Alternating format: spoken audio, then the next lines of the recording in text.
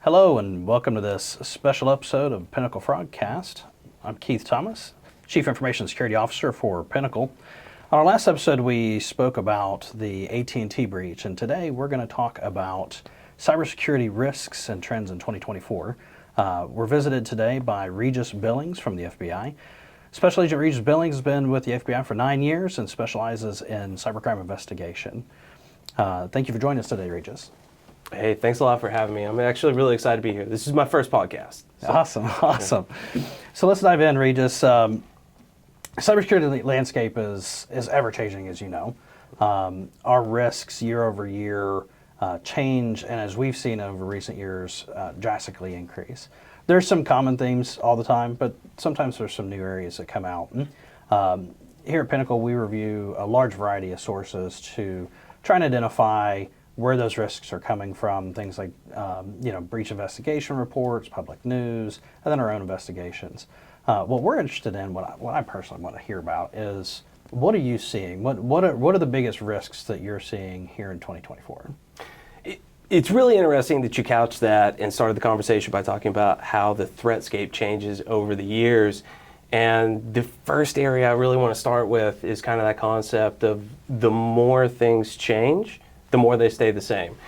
And so by far and away, the biggest threat vector that we're seeing is still those phishing emails. Mm-hmm. And I say that because they have altered. It's no longer just like these Nigerian print scams of yesteryear. Yep. So we could be having this conversation in 2012, we could be having this conversation in 2024. And even our own, the FBI's IC3 report came out, and by far and away, spear phishing reports eclipse every other report that's coming into the FBI. The reason that's significant is because, just like with you guys pour tons of money into trying to get ahead of that threat and prevent it, and it's still coming in. And what we're seeing is that now spear phishing, as opposed to it being its own thing, it is really facilitating other types of attacks downstream. So BECs, still incredibly prevalent. Ransomware, it's out there, it's the thing. But every time we're investigating these crimes, almost all the time, it's precipitated or initiated by a spear phishing email. And a lot of times this looks very different, though, going into it. And it's kind of scary because people don't really understand what it means to be spear phished. Mm-hmm. And it can just be as innocuous as that link that we've seen in the past to give up credentials. And now it's as sophisticated as getting looks to be a legitimate Word doc or PDF, getting that, and then it having malware embedded in it, and that calling down like first beacons. And virus scans can't detect this a lot of times because of where it's going to be within the computer. So again, you talk about the ever-changing landscape, and we're still here in 2024 talking initially about those phishing emails, but how they've advanced technologically and how now they're facilitating other types of crime. So one of the interesting things you mentioned a minute ago was how phishing emails are leading to BEC, which is business email compromise, and then into ransomware, right? One of the trends that we're seeing across the industry as a whole is related to attacks aren't always just phishing or a ransomware drive-by download. They're a lot more complex now and a lot more targeted. Sure, you've got the big campaigns; they just smash out to anybody and everybody they have. But we're seeing a big uptick in targeted stuff across the industry, right? That include all of those different types. Like, hey, I'm going to send you a phishing email with ransomware, and we're also going to throw in social engineering while we're at it, right? Because they're now doing, you talk about what's old is now new, right? Back in the late 2000s, early 2010s, social engineering was the big thing, right? And it kind of fell to the wayside a little bit as phishing and those kind of things took over. Now we've seen a big resurgence of it coming back, and it's even gotten worse. Many organizations and ways that they're trying to do prevention are implementing multi-factor authentication and those kind of things. And so what we're hearing a lot of is SIM swapping, right? We talked about the AT&T breach in our last episode, and one of the outcomes of that is if you didn't change your PIN, you can end up with SIM swapping. Do you see that as a huge risk this year as well? Is that increasing?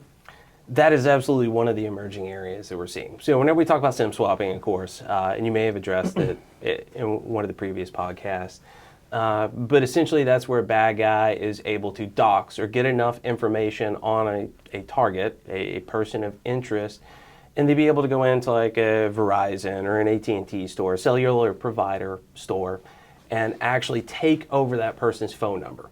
The reason that is of interest to the bad guys is because we've pressed over the years the multi-factor authentication. People are going to two-factor authentication. We thought it was safe enough in the past. Hey, get a code sent to your phone. If the bad guys have your phone number, then they're intercepting that code. Additionally, we've seen in like the credit card and the banking space, those phone numbers be a trusted avenue to immediately get into the account. So the convenience of doing business, sided with technology, basically. And in the past, you can make a phone call, and your credit card company would know, hey, this is Regis Billings. Like, the phone number is authenticating them. Let's let them into the account to look at what's going on. The bad guys are now able to take advantage of that. And it's through all these other sophisticated means. And so just as we're seeing, the initial access as a service, the bad guys are professionalizing with the spear phishing and then selling that information off. The bad guys are going further upstream, and there's information brokers now. And so there's information about you, about me, about just about anybody on the dark web, which is scary all in itself. And that information is being used in furtherance of these other attacks, combining with the social engineering, with that doxing, and then going in with the SIM swaps. And then the SIM swap is actually enabling that further sophistication of attack to be able to take advantage of some of those trusted resources. And then they're probably buying passwords. And so password reuse and not rolling passwords is also killing people. Because in that package, the bad guys are probably getting full names, dates of birth, social security numbers, and the bad guys, as a special deal on the dark web only, they're going to go ahead and throw in probably a list of passwords that they've seen associated with email accounts. And so the bad guys, if they have that phone number, they're able to get in bank accounts, but they're also able to potentially get into Facebook, to Twitter. And so to be able to do a little bit more to either wreck your life or cause a diversion. Right. And so really within about the past 12 months or so, we have seen this start to come to light, start to come into fruition. So we're really only seeing the beginnings of those types of attacks. And so I appreciate that. There's a lot of great information as far as risks, right? You mentioned a couple of things a minute ago that I wanted to circle back to, and that was around prevention. So if you had some recommendations, whether you're a person sitting at home, whether you're a business, doesn't matter. What are some general recommendations that you might have to help prevent these types of attacks, these risks that we're seeing? Oh, talk about changes in technology. I don't know if you've heard of this, multi-factor authentication. Yep. So again, what year is this? 2012 or are we 2024? Right. So just as the bad guys are still staying with some of the old tactics, I mean, the tried and true method of prevention that I still go out and I recommend every time I give a presentation anywhere or talk to the public, it's still multi-factor authentication. Now it's adjusted because we just talked about SIM swapping. We're talking about going to an app or some third-party type of aspect, application, program, as opposed to just being associated with the phone number. But still, by far and away, whenever I'm going out doing triage on scene with a victim, doing some sort of response, or just doing that initial intake, that's a question that I ask. And just to kind of arbitrarily throw out a number, 99% of the time, people aren't using multi-factor authentication. If you're a bank, that's a different story. The sophistication level rises from the bad guy, and obviously they're trying to throw a lot more at the targets. But like you talked about earlier, just those drive-bys or like just the random person or the ma and pop businesses that are being victimized, they're not implementing that. So I think it's important to note, right? My view on multi-factor authentication, aligns with yours. To me, it's anything's better than nothing, right? So if all you can get is an SMS, then at least let's put that on there, right? Absolutely. Text message or email based or anything's better than nothing. You can always increase later. It's about prevention now, and then build upon it over time. You can grow and do more. So. Yeah, don't get me wrong. The SIM swapping that we're talking about, that requires so much Right. effort by the bad guys. We're not seeing it en masse. Right. So if you're average user and you're still getting those SMSs, stick with it because you're still preventing the vast majority of cybercrime that's out there. Right. Well, and I think that's a good point because it brings up, you're talking about, you're starting to see the tip of the SIM swapping piece. Let's talk about the elephant in the room here, AI, artificial intelligence. Everybody's talking about it. It's all over the news. All of our circles that we go through, everybody's talking about what those risks are. Where do you, well, let's go back. AI itself, from our perspective, is that, there's a lot of risks that go with a lot of reward. It's a very open, lucrative space right now. There's a lot of information that you can process quickly. You can gather a lot of insights from it, but it doesn't come without issues. We're seeing huge increases in phishing emails that you referred to. Hard to detect, hard to decipher, natural language. It sounds just like you sent it to me, right? No spelling mistakes, grammatical errors, any of that.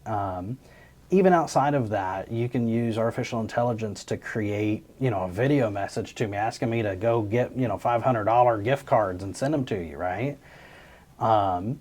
We're seeing a lot of risks in not only the cybersecurity front, but around fraud from artificial intelligence. We're seeing a lot of benefits from it too, right? Detecting fraud, detecting patterns of fraud, helping to detect those phishing email schemes, and new ways that ransomware may come across. A lot of the artificial intelligence helping detect it. So, what are you seeing? What's your thoughts on artificial intelligence?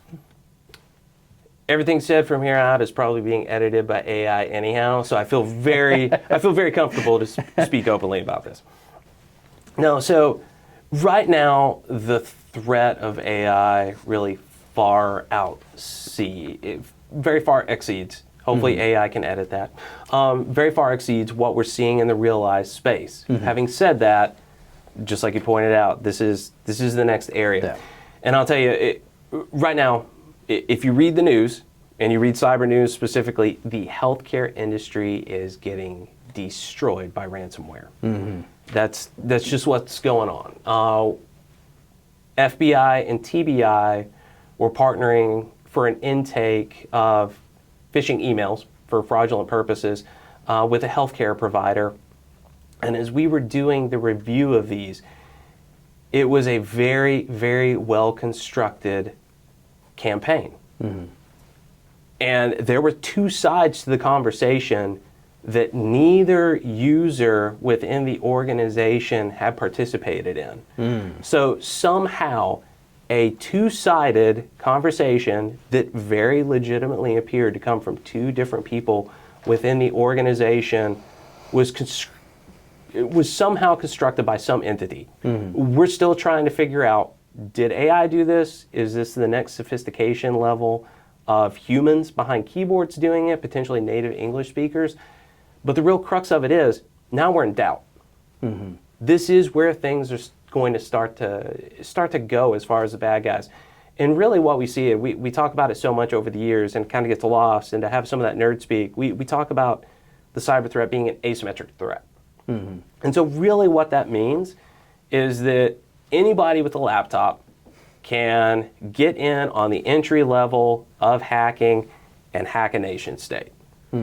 Now, anybody with a phone and AI, even if they're not the native speaker for a particular language, can target somebody across the world on a whim with some of these capabilities. And the threshold of entry is now just continuing to get lowered. So what are we going to see in the future with AI? It is going to be those en masse type of attacks. But just as you were pointing out, AI can oftentimes right now see and sense, detect AI.